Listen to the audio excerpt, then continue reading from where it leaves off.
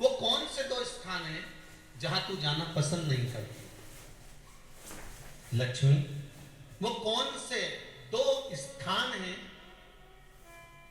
जो व्यक्ति धारण करता है तो उस व्यक्ति के पास में से 2 साल में, 4 साल में, 6 साल में, 8 साल में तो रुष्ट होकर चली जाती है? वो स्थान कौन से?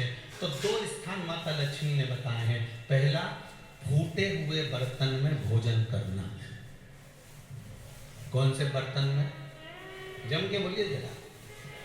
जो टूटा बर्तन होता है, खंडित बर्तन होता है, फूटा हुआ बर्तन होता है, कहीं गिलास की किनोर टूट गई है, कहीं कटोरी की किनोर टूट गई है, कहीं थाली की किनोर टूट गई है, और तुम कहीं प्लेट की किनोर टूट गई है और तुम उसमें भोजन कर रहे हो, तो टूटे हुए बर्तन में भोजन करने वाले के पास में लक्ष्मी छिन्न हो जाती है, उसका भाग्य भी फूटे हुए बर्तन की तरह हो जाता है।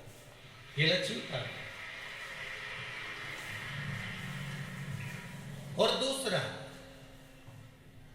फटे हुए वस्त्र धारण करने वाले का भाग्य भी फटे हुए वस्त्र की तरह, जैसे फटा हुआ कपड़े का रेसा रेसा निकलता है, उसी तरह फटे हुए वस्त्र धारण करने वाले की भी जिंदगी में परिश्रम का रेशा निकलता रहता है, पर उसको सुख का भान नहीं होता। आज के जमाने में ये फटे हुए कपड़ों का फैशन आ गया, ये बड़ा दुख की घड़ी है।